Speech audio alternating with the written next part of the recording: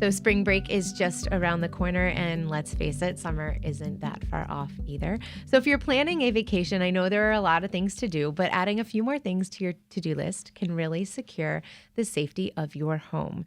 Joining us to talk about home safety while you're on vacation is Ryan Jaime from Ackerman Securities. Ryan, hi. Hey, it's good to be here with you guys. Thank you so much for being here. Yeah.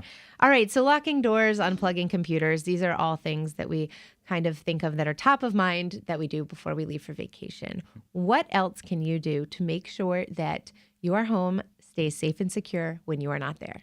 So when people have break-ins when they leave on vacation, you would never guess what the number one reason they usually have it is. They usually leave the garage door open. Oh no, Yeah, just so like a complete. What will happen is they'll go in, they'll hit the garage door thing, and they'll pull out, and the cat will slip under, and it will trigger it back up. So usually they find they have so much going on with vacation plans that they forget the simple basics. So watch your garage door close Yep. before you pull out of the driveway. Yep, watch the garage door close. I also like keeping a light on. I know the electric bill is a little higher, but I think it's well worth it. Okay. It's okay to keep a television on. I like to let a few neighbors know that there shouldn't be anybody at the home, And I also like to call your security company, call the monitoring station, and have them put notes on the account. I will be traveling from this state to this state, and if I have an alarm, I fully expect you to dispatch. Okay. Everyone understands the concept, the boy who cried wolf. A lot of times, let me rephrase this. All false alarms happen, like 99.9% of false alarms happen when somebody's home. It's usually user error. That You makes sense. wake up in the morning, you put the dog out, you forget the alarm was on, and boom, it goes off. And so let your alarm company know that there shouldn't be any false alarms. If there is a false alarm during this time period that you're gone, it's going to be equipment issue, or two, it's a real alarm event. So it's good to communicate with your alarm company, letting them know that. The second thing is, I think it's also really important to communicate with some loved ones. I can't believe how many times when there's emergencies that happen when people are gone, we'll dispatch, and a monitoring station will call the first, second, or third person that should be called on your emergency contact list. And when we do that, they'll say, no, they should be on home. Well, then we get a call from the homeowner that says, no, I'm in Florida.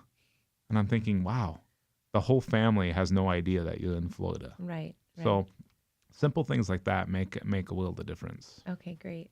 I know I'm guilty of this next one. It's just ordering online packages from Amazon. Some things come on subscription. What should you stop your mail? Yeah. Keep your mail going? What sorts of things that's a should good you do question. there? I feel like I'm going to become the advocate for doorbell cameras. Every living person on the face of the planet should have a doorbell camera. You can get them from Ackerman Security. You can get them from Vivint. You can get them from Ring. You can get them from wherever you want to get them. Get them online, but make sure that every living person gets a doorbell camera. Okay. I'm telling you, for how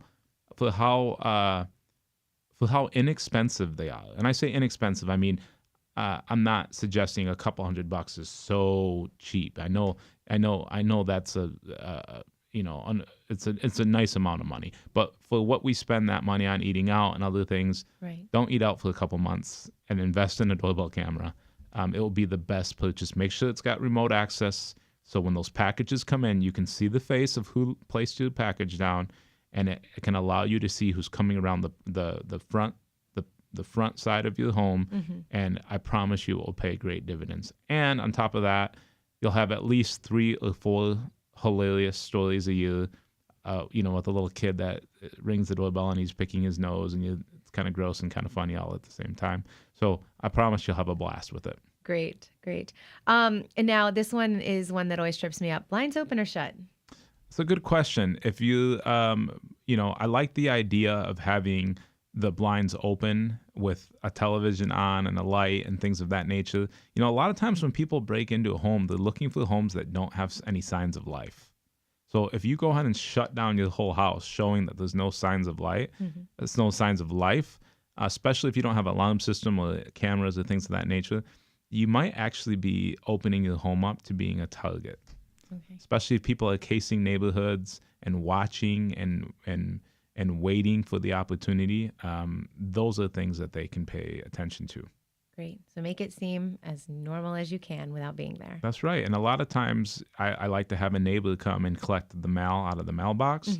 Because one of the things that thieves will use is they'll peek into a mailbox. If the mail is gathering inside the box, they can see how long it's been gathering, how many days. Oftentimes, that's the biggest sign that somebody's not home for a time, is they don't collect the mail. Now, for me, that doesn't work because I oftentimes go a week without collecting mine, but you get the point. I do the peek in there, Yeah. and if it's just bills, I close it. Exactly. So, No checks. Okay. yeah. Great. Ryan, thank you so much for joining. Yes, thank you.